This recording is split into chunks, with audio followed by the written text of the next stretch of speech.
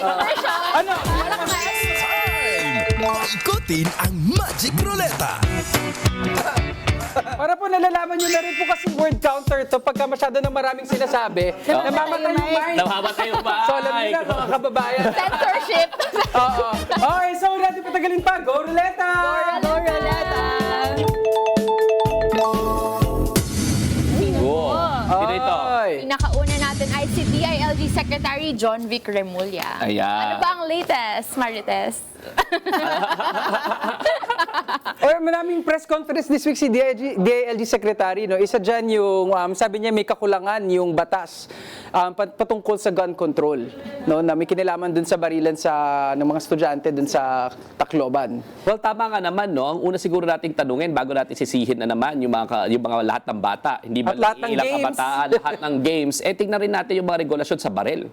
Bakit merong baril yung bata? Dalawang bata, hindi lang naman iisang bata, di ba? Yung gun control talaga, alam mo, napaka-usual rin sa Pilipinas yung ang daming mga nakakalat na baril, di ba? So wala naman tayong right to bear arms as opposed to the United States. So bakit may mga baril-baril dyan na nakakalat na kayang i-access ng bata? Bakit bakit kaya niya mag-reload? 'Di ba? Nung bata na involved. So ibig sabihin, there is something wrong with how we regulate firearms as well. So kung mayroon dapat tingnan tong si DILG Secretary Remulla, paano ma-make sure na yung mga authorized na maghawak ng baril, responsible din sila pag hindi nila dala yung baril or wala sa kanila yung kustodiya ng baril. At pangalawa, ma-make sure na yung mga walang otorisasyon na magkaroon ng baril, dapat mawala yung mga baril. Ang merong monopolyo po ng violence ay estado lamang, ha? Ibig sabihin, ang estado lamang dapat ang may baril at exception to the rule. O kaya Pag tayong mahirap ang ordinaryo, pag-a-apply na magkaroon ng iba pa ang gun ownership sa pag-permit to carry, Iba di pa ba? yan, iba pa yan, So permit to maraming carry. at may psychological assessment. Kumbaga hindi dapat siya ganun kadali at sinadya yung gawing ganun. At maganda siguro tingnan rin, pasintabi na lang rin po sa Philippine National Police, no? Tsaka doon sa mga regulatory agencies ng baril, negosyo rin yan, Alam niyo ba 'yon, 'di ba? Yung permit to carry, maraming instances na hindi tama yung pag-assess kung sino ang kilala mo, 'di ba? Kung meron kang pampadulas, kaya marami ring mga baril na nakakalat na hindi naman dapat talaga nakakalat. So 'yun yung pinakamalaking palaisipan. Bago pa tayo mag-overanalyze sa Plant versus Zombies, bago pa tayo mag-overanalyze sa lahat ng mga bagay, tingnan natin bakit may pakalat-kalat na baril. Yun nga, babalik yung usapan. Pagka magkaroon na ganitong insidente, ang sinisisi yung bata, hindi ba dapat sinisisi yung matanda? Yeah. Diba? Dapat yung adults in the room ang tinitignan. But parang, ang focus dapat, bakit yung tiyahin nung isang may na marel, ay may otoridad ba siyang magturo para gamitin? Diba? At bakit nakuha yung baril niya? Bakit nakuha? Dapat simple lang. Pananagutan mo yung baril, pag wala yun sa pananagutan at nagamit sa krimen, di ba dapat ikaw na kagad ang mananagot? Tama. Dapat din ang pinag-uusapan natin, hindi kung paano natin ikukulong dahil hindi naging irresponsible yung adult sa room. Walang access yung bata. Huwag natin sisi na naman sa mga batang na i-influensya ng mga iba't ibang bagay, yung nangyaring karahasan. At yung police officer na yun, maibabalik na naman natin kahit wala sa roleta, si Bato de la Rosa. Dahil may picture siya with Bato de la Rosa, yung police officer in question na to, kung saan nakakuha ng access yung bata sa baril. At gusto ko lang din sabihin na may napanood ako isang press ko ni Sec. John Vic Remulla na pinapanawagan niya sa lahat, pag may nakita po tayong any suspicion of shooting in any place, especially sa mga eskwelahan natin, don't hesitate to call 911. No? Yan na po yung national centralized hotline natin para po madaling makapag-responde yung ating mga otoridad. Pero sana hindi na po ito lumaganap sa atin. Nakita naman natin yan sa USA, no? Sa United States of America, na sikat ang mass shooting na tinatawag sa mga eskwelahan. Pero sana sa Pilipinas, kung saan mas we center on our family and Christian values, sana matigil na rin natin yung ganitong mga sakit sa lipunan. At alam mo, natural na hindi violente ang Pilipino, di ba? Alam mo, hindi yan yung klase ng society na meron tayo. In fact, yan nga yung pinagmamalaki lagi natin, di ba, na nagkaroon tayo ng people power, non-violent, di ba? Ever since, ang mga ano natin is last resort ang violence, hindi first resort. Kaso, nung nagkaroon na ng kultura na first resort ang violence, yan rin yung naging marka ng ating mga kabataan ngayon. Ngayon lang ako nakarinig ng ganito mga mass shootings, hindi ito nangyayari sa Pilipinas. Di ba? Hindi to tatak ng isang lipunang Pilipino. Pero To be fair naman, hindi naman to dismiss the incident, no. Very important, very traumatic siya.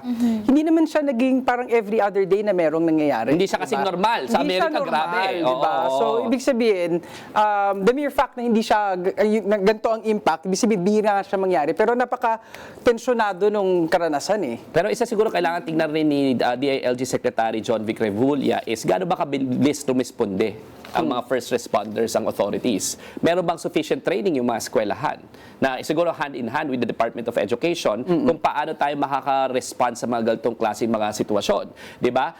Ibig sabihin, yung availability ba ng 911 nationwide ba? Meron ba tayong malalapit na mga security forces na easily kaya i-deploy sa ating mga eskwelahan to make sure na safe ang ating mga kabataan? Yan yung isa pang kailangan tingnan siguro ni Secretary John Vic. Bago tayo mag-go ruleta, ihahabol ko lang din. Kasi pag ganitong mga pagkakataon, nagpapanik yung buong lipunan. Tapos ang response ay punishment or some attempt at prevention. Pero sa totoo lang, kung ang worry natin ay nababahala at di mapakali ang mga kabataan dahil marami silang pinagdaraanan, ang prevention or ang gun control can only restrict the access to weapons, pero hindi nito masusolusyonan kung ano yung core problems. Correct. So mahalaga na ang tinitingnan din natin ay pagsasabatas or paggawa ng palisiya para masuportahan ng mga kabataan sa iba't ibang issue na pinagdaraanan nila. So nagsimula na tayo with mental health laws, 'di ba? Anong itsura ng translation nito sa local level? Paano nagsasama ang DepEd, ang DSWD, ang DILG para mabigyan ng suporta ang kabataan dun sa mga bagay na nagpapabigat sa pang-araw-araw nilang danas? 'Yun ang malaking question mark. At ito ang mas mahirap na trabaho. So nagigets ko yung shortcut ng sige, ipagbawal ang firearms. Sige, taasan or babaan ang age of criminal liability. Kasi these are the stopgap responses. Kumbaga, ito yung maaring makita nating immediate action na kahit papaano maiibsan yung bigat, yung lungkot na dala-dala natin dahil nangyari yung ganitong karahasan. Pero the long and hard struggle really is, ano yung implementation ng child's rights? Ano yung performative na naman eh. Pero kailangan natin ng long-term solutions. Tawang-sawa na po kasi sa lipunan yung mga band-aid. Yung mga magpa-perform lang, pero performance lamang, optics-wise. Pero sa totoo lang, hindi sinasagot ano yung long-term solutions dito. At tama ang sinabi ni Ina is let's take a look at the welfare of our children overall. Tandaan natin mga kabataan natin, yung iba pinagdadaanan na ng mga kabataan noon, lahat ng mga information accessible sa kanila. Babad sila sa social media, nakikita nila lahat ng behavior ng mga nasa society, no? Nakikita, dali nilang ma-impluwensyahan. So there are difficult conversations na hindi natin lahat naranasan, iba ang naranasan ng kabataan ngayon. And yung batas dapat nagre-respond to humahabol doon sa unique situation ng mga kabataan ngayon. At dahil dyan, Go Roleta! Gusto ko yung pagkas mo magsalita nila. Go Roleta! Ang galit mo. galit. Okay. Ay, may baril din dito, may baril. Diba? Speaking of mga utak pulbura, nakasama natin dito si dating Sergeant at Arms ng Senado, si Mau Aplasca, dating Senate President at dating resident ng Muntinlupa na si Senator Robin Padilla.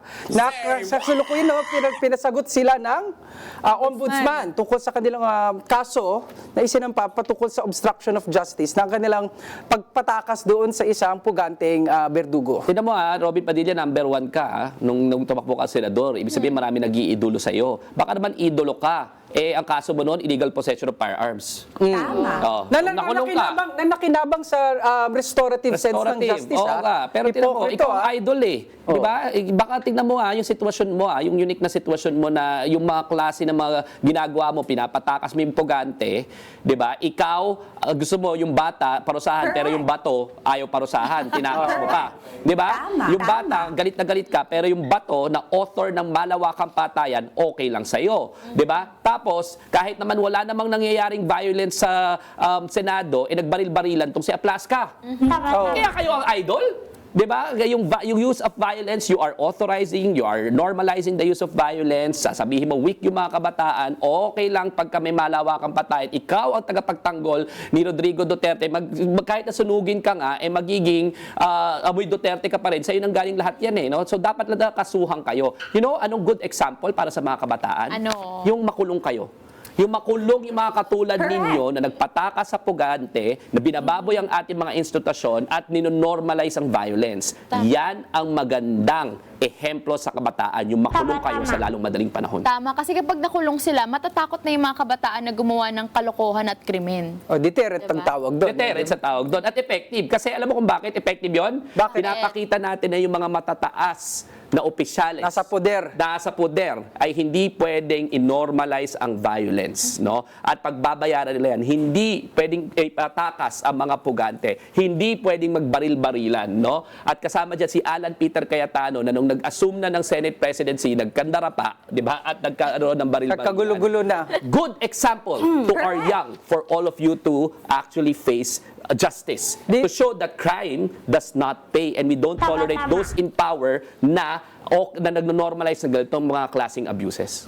Naisip ko lang, pwede bang kasuhan ng malversation si Aplaska? Binaril hangin sayang yung bala ng Pilipinas. Sayang. Hindi natin, binili lang buwis natin yun, hindi naman Oo yung nga hangin yung binaril At saka nag-jump pa, Oo, nag-jump. nag-jump Tapos pa. wala na naman yung threat. Pero inayos baril-barilan ulit. No? Anong klase? Baka kulang na Counter-Strike yan. Sige. Wala sa okay. Pilipinas yan. Okay, go ulit. Kailangan mag-practice. Yeah. Isa pa to. Okay. Ex-congressman, Mike Ex-congressman. Defensor. Oo. Ang, isa sa road manager ng 18 Marites.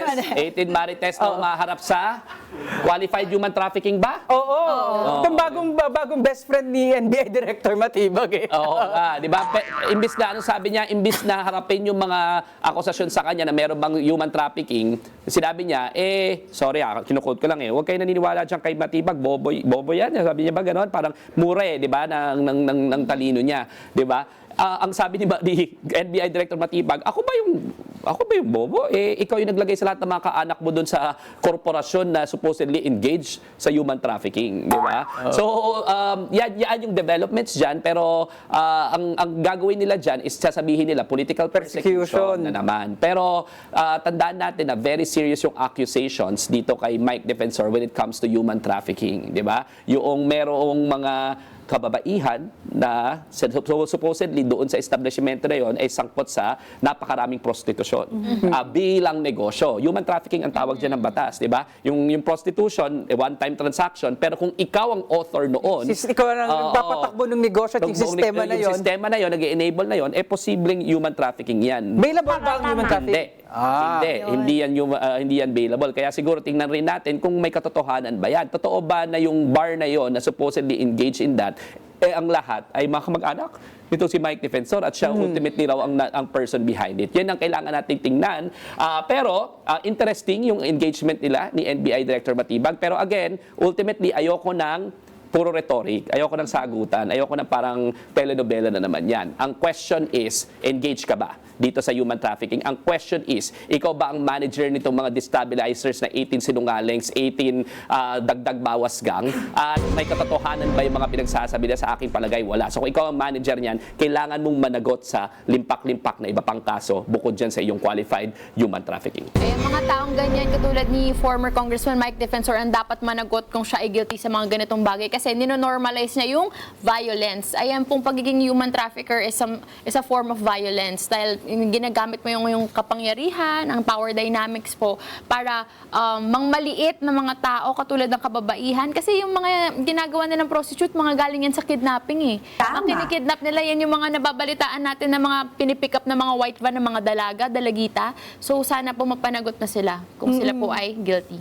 Nadagdag ko rin sabi ni NBI Director Matibag, nakita niya natin na itong location ng, ano ba tawag dito, hotel, motel? Hotel. KTV. Hotel, KTV ni Mike Defensor ay malapit sa dating Pogo. So, ibig sabihin, Uy. yung location ng pagkakalagay mo ng ganitong establishment at alam mo kung sino yung mga taong nandun sa Pogo. May market study. May, oo, naghanda Feasibility at study, kumita. no? Aral na aral. Diba? Oo. So, very smart yung pagkakagawa ng paano tayo kikita at buti na lang nakita yung pagkakamali niya at ngayon maaari na siyang managot. At isa yan sa pinakamalaking rason, di ba, kung bakit pinagbawal yung mga pogo. Kasi nung chairwoman si Senator Risa Hontiveros, siya yung nagtingin dyan as gender and women. Correct. Diba? Chair. So, ibig sabihin, nakita yung angulo na yung sa pogo, lagi, pogo operations, can be linked to a lot Trafficking, of trafficking, human trafficking. No? So, maganda rin yung angulo na tinitingnan dyan ni Director Matibag. So, abangan natin yung palitan na yan between Mike Defensor and NBI Director Matibag. Pero for now, Go! Roleta! Sino naman kailangan today? Uy, matagal na di lumalabas tong tatlong tong BGC boys, Si Henry Alcantara, sino tong isa? Si Bryce Bryce Rive- Hernandez. Oh, Bryce Hernandez po, ibang Bryce mo Ay, mga sorry. klasiko eh. Kita kami kahapon, Si Bryce klasiko eh. Hernandez. At si JP Mendoza. kinasuhan sila ng tax evasion. No? Kakasuhan pa lang ng tax evasion at finally, no, pagtas nilang isugal-sugal yung pera natin para mapaikot yung kanilang nako sa flood control, mukhang nakakahabol na yung hustisya sa kanila. tandaan natin potential state witnesses lamang sila pagdating dun sa plunder, sa, di ba? Sa mga graft and corruption, etc. No? Pero dun sa tax evasion, iba pa yan. In other words, tandaan natin na hindi namin kayo nakakalimutan. At lahat ng mga involved sa flood control, baka sabihin, nakakalimutan natin. Kailangan pagtuunan natin ng pansin yan. At saka magsusona na naman. Pangulong Marcos, baka naman, mahiya naman kayo. 'Di ba? Mahiya naman kayo. Sana naman talaga makulong yung malalaking isda dyan sa flood control at hindi pwede nakakalimutan namin yan. Lahat ng sangkot dito sa flood control ay kailangang managot. And hindi tayo dapat one issue society. Hindi porke merong impeachment nakakalimutan na namin yung flood control. Hindi ibig sabihin nasa flood control kami against na kami sa impeachment.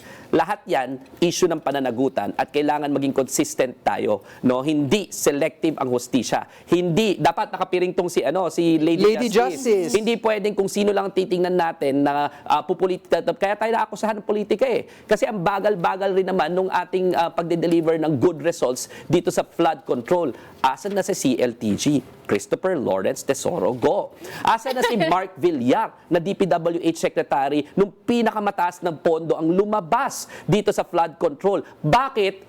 Nakawala pa rin sila. Hindi namin kayo nakakalimutan. Hindi dapat to kalimutan. So, Pangulong Marcos, baka naman, ang sabi mo, mahiya naman kayo, uulit na naman yung SONA mo Aabangan namin kung anong developments yan Kaya mo bang ipakulong si Christopher Lawrence Tesoro Go? Kaya mo bang ipakulong itong si Mark Villar? Yung tutunay ng mga makapangyarihan na involved dito sa flood control scandal supposedly. Hindi ako naniniwala na hindi alam ni Mark Villar, DPWH Secretary siya, lahat na nangyayaring ito. Kung baga, hindi ibig sabihin, inutil siya. Yes. Oh, di ba? At hindi rin ako naniniwalang inutil lang siya. Alam ito ng secretary ng DPWH kasi hindi gagalaw yung mga yan na walang imprimatur at approval ng DPWH secretary. Alam ko si Mark ay tahimik lang. Tahimik. Pero tayo, hindi tayo tahimik, no? Shout out sa ating mga YouTube and Facebook Live viewers. Hello, mag-send po kayo ng stars. At para lang po 1,600 ba? 1,600 viewers. wow. 1,700 viewers. At para alam niyo lang po, isa kami sa mga nag-rally dyan dahil sa flood control scandal. Kasama kami sa Trillion Peso March. Kaya kung sasabihin niyo po na hindi namin tinututukan yan, tinututukan po namin yan at lumalabas pa kami sa kalsada po para humingi at kumalampag sa gobyerno natin na panagutin lahat ng kurakot po.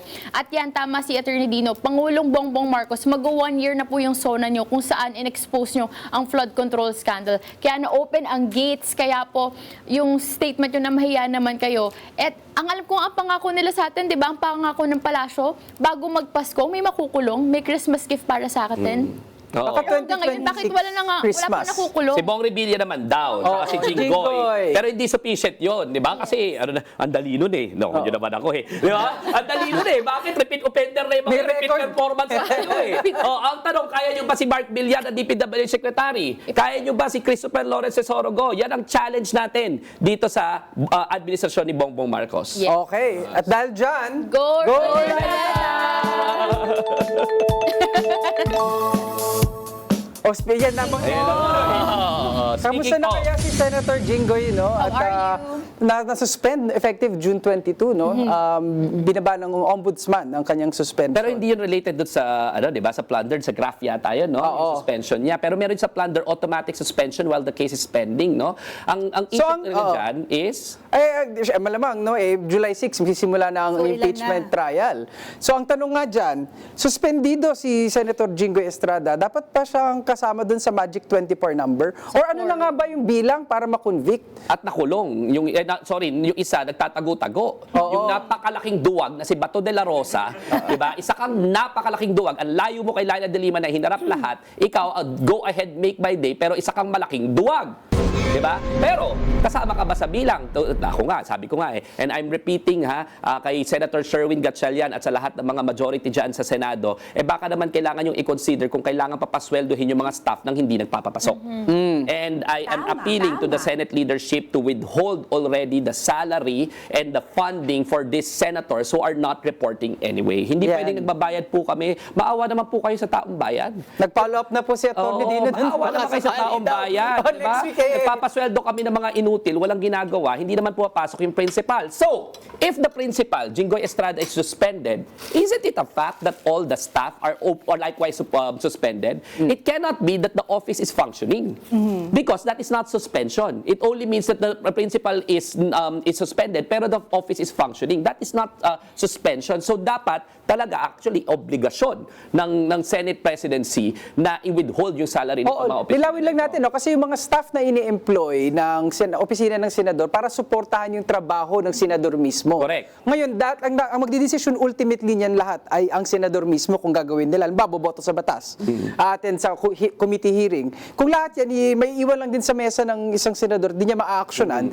Kaya yun yung sinasabi ni Atty. Dino, wala talagang pakinabang sa lipunan yung mga yan. Ano, magre-receive lang ng mga sulat na hindi rin Hindi actionan? dapat. Hindi rin dapat. Ba't ka magre-receive sa opisina mo? Yung opisina mo should not be functioning. You're suspended. Eh di kung nagre-receive ka, you're fulfilling the mandate of a senator. Nagre-receive ka ng mga communications paaktuhan niya ng mga staff mo. You're fulfilling the mandate of a senator. So, mukhang bago na naman ito So sa akin palagay, kailangan sulatan tong si Senate President Win Gatchalian. Sulatan natin yan next week at sabihin na i-withhold na yung kanyang salary kasi suspended at yung kay Bato de la Rosa kasi rin hindi naman nagpapakita, no? Pero ano nga ba yung totoong issue dito? Yung 24 nga 24 ba na ang senador natin? total. Kasi ilan ba talaga ang kailangan para ma-convict, Convict. no? Alam mo, this is a really good legal debate. At hanggang ngayon, tumitingin pa ako ng mga iba't ibang impormasyon, no? Ang sabi ni Dean Rene Sarmiento, 24 pa rin naman daw ang base kasi senador pa rin ba sila o hindi? Senador pa rin. Hindi nga lang nagpapasok at yung isa suspended. Pero senators pa rin sila. At sabi kasi 2/3 of all the Senate.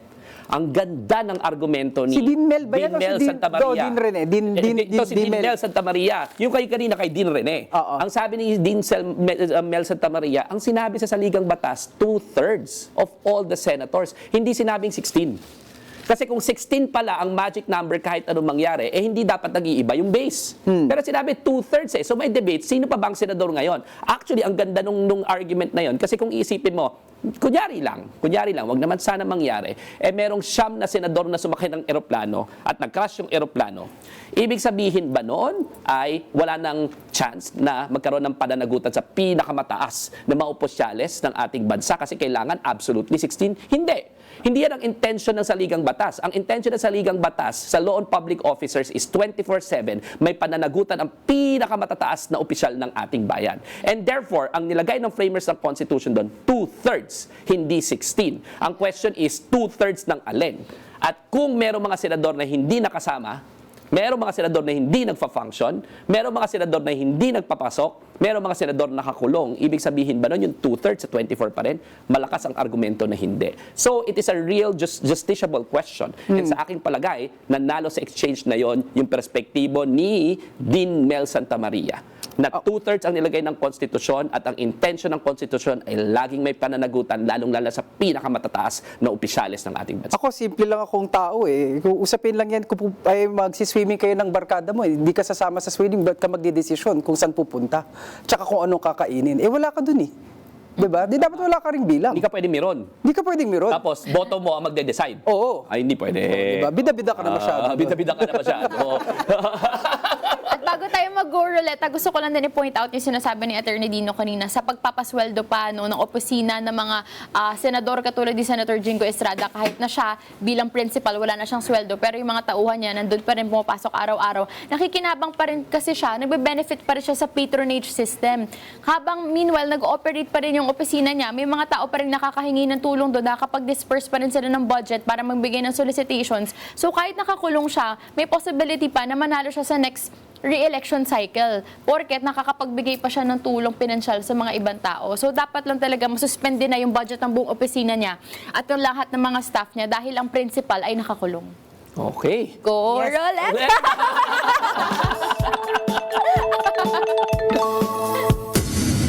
Oo. Sabay naging presidente to.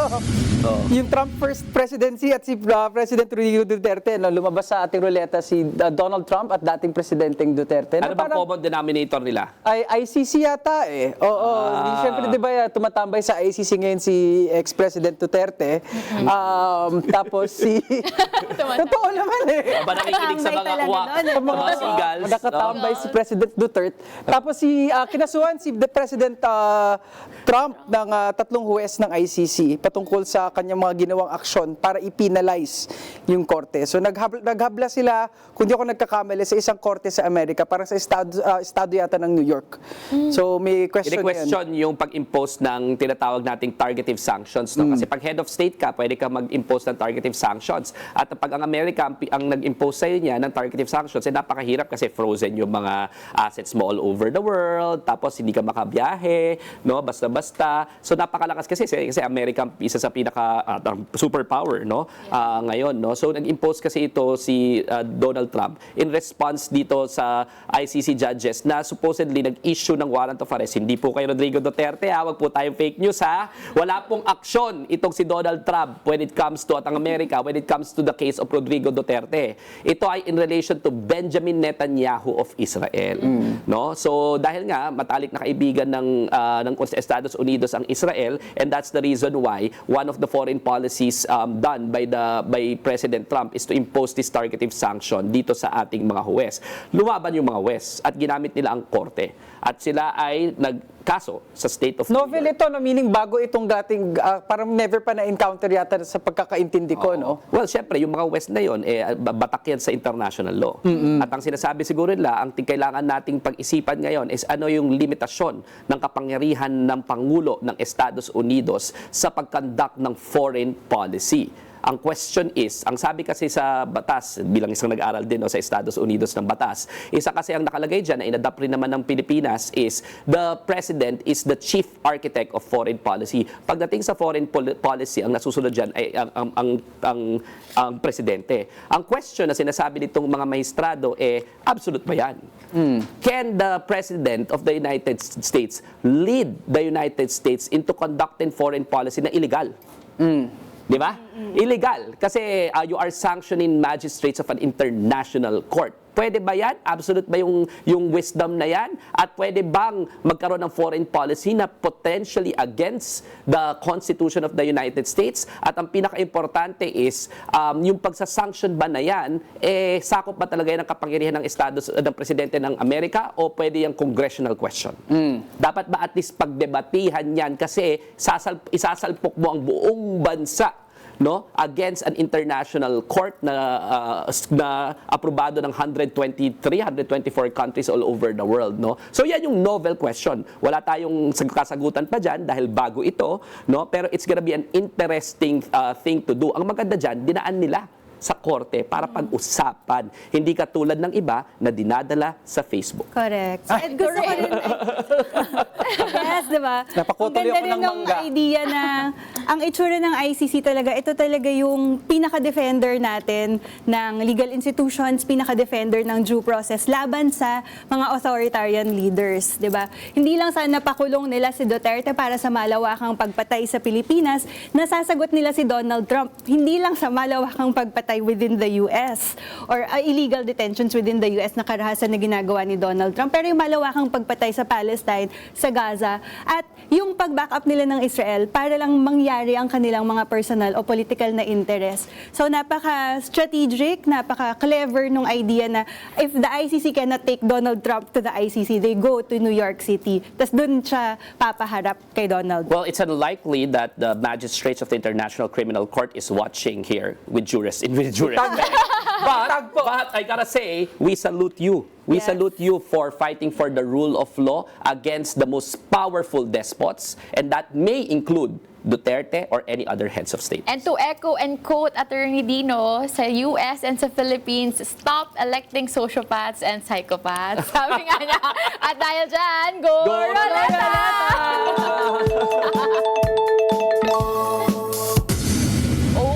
Oh, on its third week sa ating Itong Roleta, ang Winry. Mga Winry shippers, no? Yes, Senator Sherwin Ano bang Gatchalian and latest dyan? Senator Risa Hontivero. Ano na latest? Oo. Anong latest? Nakapanood, wait, nakapanood ako na. Nakapanood ka rin yan? Napag-aalataan po kung sino sa with due respect Sino po ang fans ng Winry? Uy, gusto ko lang din pasalamatan yung Winry community. Napaka-positive ng inyong energy. At ang gaan ng feeling. Ano bang every time sinabi ni nakikita kayo Sen. Sherwin? online. Pero ang sabi ni Sen. Sherwin, meron siyang 5 tips. Sa panliligaw or 5 tips for dating. Ano daw In yun? 2026. Bago tayo dyan, Yes. in the same manner that we issued a disclaimer a while ago na hindi kami expert sa psychology at psychiatry, dapat naman yata nag-issue to si Senator Win Gatchalian, Hindi siya single, tapos expert. nagsasabi ng love life. Joke lang. Joke lang. Uy, sinabi Joke niya lang. yun. Bestie, joke lang. Nagbibigay niya. ng tips eh. Oh, pero single. Oh, sige, Sabi sige. niya kung meron daw na pwedeng expert siya Kahit dahil lang. single siya. There's Kasi wisdom ang yan. dami na niyang na-try. Okay, na okay, dating okay. strategies. At mahalaga yung dating strategies na binabanggit niya dahil basically ang message na magpakatotoo ka sa sarili mo. And second, okay lang na ma-hurt ka kapag hindi na pala natuloy for a second date. Kung ano man yung nangyari sa first date. Ang gusto ko lang i-congratulate dito si Senator Win dahil healthy masculinity ang pinapakita niya sa atin. Yeah. Panibagong mukha ng pagkalalaki na hindi bardagulan, hindi pambabastos at pang-objectify ng kababaihan. Ito ay pagpapakita ng totoong sarili, hindi paggastos beyond the means that you have, di ba? And yung idea ng, sige, pag na-reject ka, okay lang maging bitter, tas mang-block ng tao. Pero hindi mo re-resbakan at hindi mo yaharas sa social media or sa totoong buhay kung sino man yung nang-reject sa'yo. So yes, thank you, Senator Win, dito sa ganitong panibagong mukha ng masculinity na nakakakilig always. Ako, nakuha ko lang doon ang sabi niya, ang gusto niyang dating place casual daw. So sa mga Winry community, abangan niyo na po ang inyong mga cellphone. Baka makita natin sa coffee shop. Si Senator Win and Senator Risa, paki-upload na lang para kiligin din po. Pero what a kami. cute, no? What a cute picture. Tung nakita natin picture kanina, ha? Ang cute, ha? Dalawa silang magkasama. Napakalamig sa mata, no? Nakakatuwa, no? Hindi yung parang toxic. Tsaka, alam mo, dahil nga dito sa Winry na ito, ay napabalik ako doon sa track record itong si Senator Gatchalian bilang mayor ng Valenzuela, ha? Alam mo kung bakit? Nakakalookan ako, eh. At nakita ko at nag-a-attend ako ng mga hearing dyan sa Caloocan, na ang pangit talaga ng ng korte. Walang dignidad. Nakatabi ng Riles, nasa isang abandoned na mall, no? Pagdating mo doon sa Valenzuela, with the help of the local government unit, maganda ang mga korte, ang luluwang. No? Kahit na hindi ganun kalaki ang budget ng Valenzuela. No? Tapos ang ganda na rin ng fire station dyan. So gising-gising rin yung mga taga Malabon, Botas, Caloocan, no? As Catch up, compared to catch up. Valenzuela, no? Ang laki ng Lahat ng Kamanava, except Oo, ba? gumaganda ang Valenzuela. Sana naman makahabol yung iba sa Kamanava, no? Pero itong dalawang to, we are rooting for the both of them. at Kaya may Lingkod tanong Bayan. lang ako dyan. Lingkod May Bayan, tanong lang ako correct. dyan. Okay, kasi paano yan? Kailangan mag-set din sila ng standard patungkol sa workplace dating. Ayun. Oo, lalo na kapag technically primus inter pares ang Senate President. Oo. O di, syempre, may hierarchy, may power relation. So magandang abangan natin natin kung paano ina-navigate yung ganyan in a very positive manner. Pero posible yata pala. Huwag natin pangunahan, baka di mangyari. Baka ma-jinx. Mukhang sa term end na lang nila i-reveal ang kanilang relationship. So my yeah, dito po gosh. sa With Due Respect, we ship Winry.